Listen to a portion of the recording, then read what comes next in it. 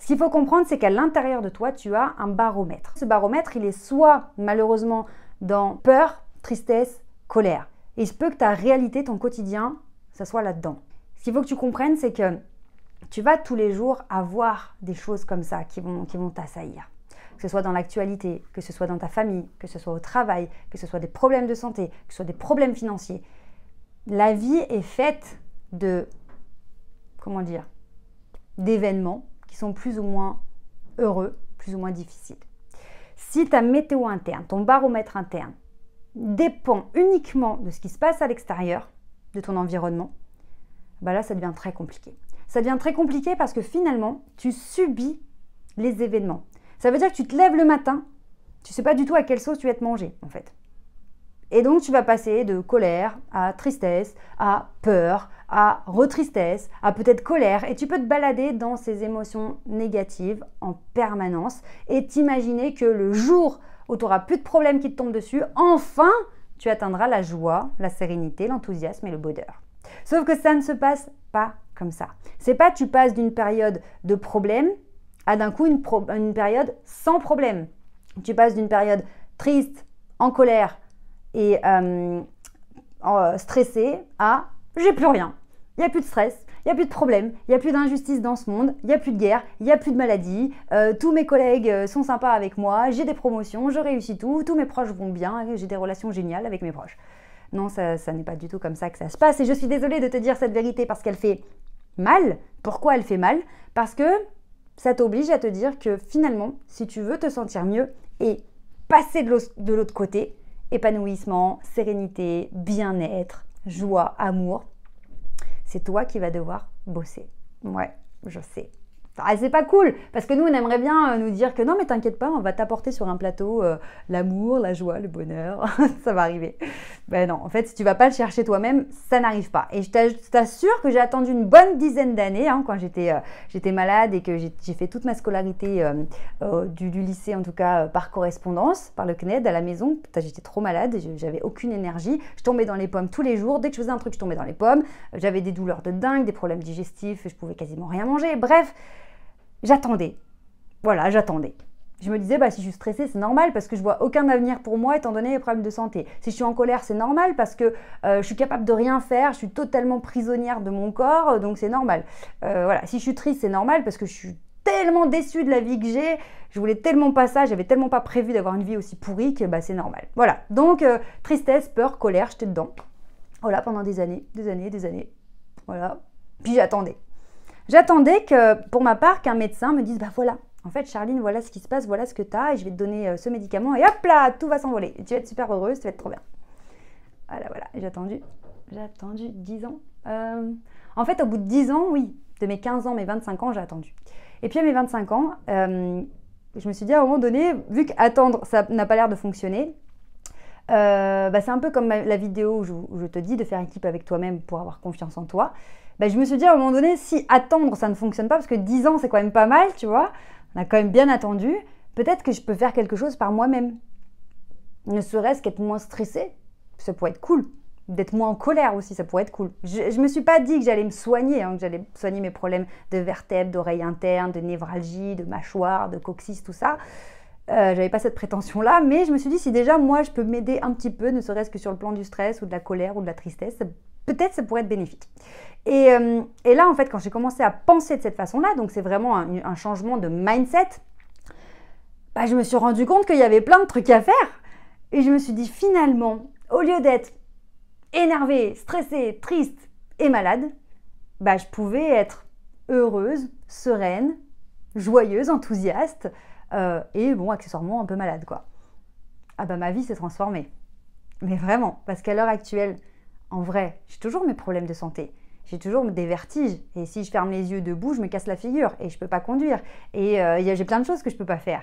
Et j'ai beaucoup de moments où de grosses douleurs, très très compliquées à gérer à la maison. Mais en vrai, tout le reste va beaucoup mieux. Donc finalement, ce problème de santé qui représentait toute ma vie, toute ma catastrophe, c'est devenu un morceau de ma vie. Et ce n'est plus du tout l'essentiel. Donc ce que je veux dire par là, c'est que je te partage mon parcours parce que c'est ce que je connais le mieux vu que c'est ce que j'ai vécu. Mais c'est te dire que quoi qu'il t'arrive aujourd'hui, parce qu'il n'y a pas d'échelle de la souffrance, il n'y a pas des gens qui souffrent plus que d'autres, chacun a son histoire et on ne sait jamais vraiment ce que vivent les gens aussi. Donc ne te compare pas.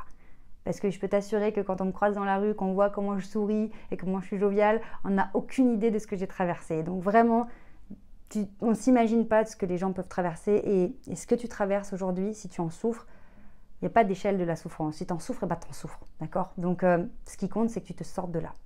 Donc l'idée, c'est de se dire quoi? C'est que quoi qu'il arrive dans la vie, on aura toujours des difficultés. Et c'est pour ça que c'est fondamental d'arriver toi-même à te sentir mieux. Et se sentir mieux, ça veut dire quoi? Ça veut dire virer ce stress qu'on a en permanence, virer cet état peut-être de jalousie, de colère.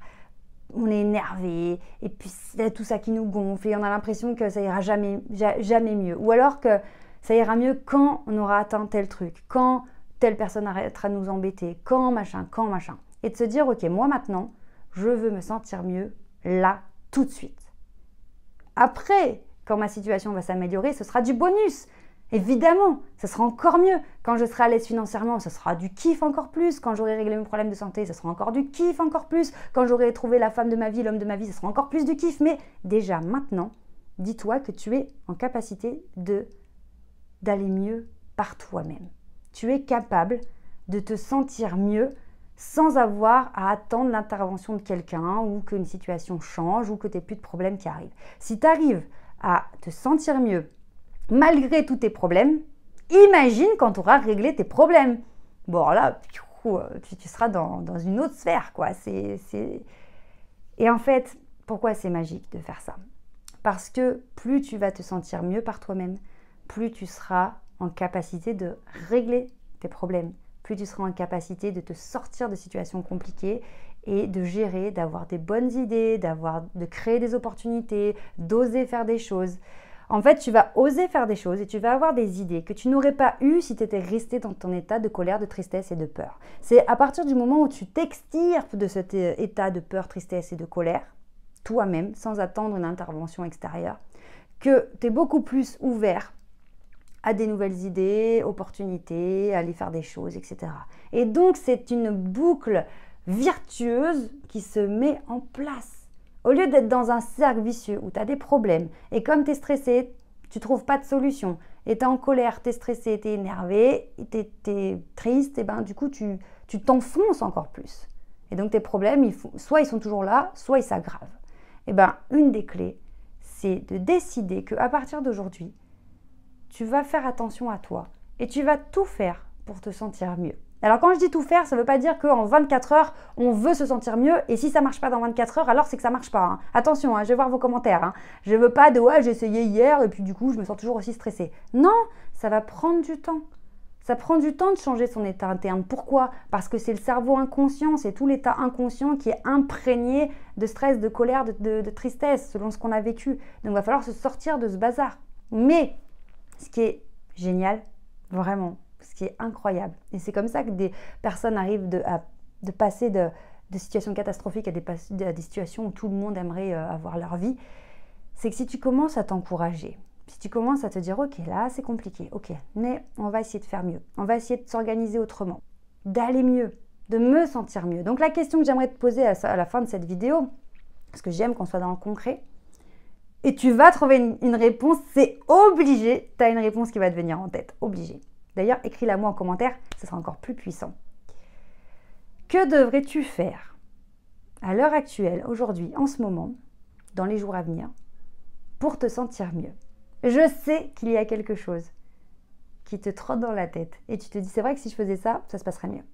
Que devrais-tu faire? Laisse ton cœur parler, laisse ton cerveau inconscient t'envoyer cette information-là. Tu vas avoir une réponse qui va venir.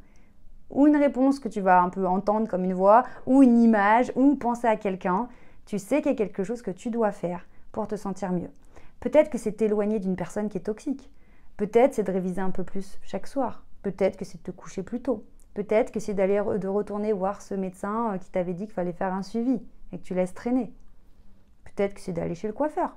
Peut-être que c'est d'aller faire du sport. Peut-être que c'est d'aller acheter des fruits et des légumes. Peut-être que c'est d'aller acheter ce bouquin que tu as envie de lire depuis longtemps. Peut-être que c'est d'aller, de sortir avec des potes ou voilà, ou je sais pas. Il y a forcément un premier truc que tu pourrais faire et que tu sais que tu devrais faire pour te sentir mieux. Maintenant que tu as cette première réponse, tu vas le faire. Engage-toi à le faire dans la semaine, mais pas trop loin, d'accord? Parce que quand on met un objectif trop loin, après, on se sent plus tellement engagé. Donc, il faut que l'objectif soit quand même proche. Donc, si ce n'est pas faisable dans les 24 heures, on se donne la semaine. Mais en tout cas, ce truc que tu as en tête là en ce moment, fais-le. Fais-le parce que c'est la première marche de l'escalier qui va t'amener à un état de responsabilisation où tu te responsabilises par rapport à ton bien-être, à ton mieux-être, à ta sérénité, à ton apaisement, à ton kiff, à ton enthousiasme, à ta joie de vivre. Et tant que tu attends que les autres t'apportent cette joie de vivre, c'est mort. Parce qu'ils doivent déjà gérer leur propre joie. Voilà. Et puis, c'est pas à eux de te remplir, en fait. Tu te remplis toi-même de joie, d'apaisement, de kiff. Et une fois que toi, tu es rempli, bah, tant mieux de le partager avec quelqu'un d'autre. Parce que si ça déborde, bah, tant mieux, tu fais profiter les autres. Mais vraiment, fais-le. La réponse que tu as eue dans ta tête quand je t'ai posé la question, c'est pas un hasard. Ton cerveau inconscient t'envoie l'information de ce que tu devrais faire. Note-le, fais-le dans la semaine, vraiment. C'est pour toi, hein, parce que moi, ça ne change rien à ma vie. Mais si tu le fais, c'est un premier step pour la suite. Donc, engage-toi sur cet petit objectif et on parle de la suite la prochaine fois. Et n'oublie pas de t'abonner à la chaîne parce que ça ne fait que commencer. Je t'embrasse très très fort. N'oublie jamais, tu mérites de réussir. Ciao!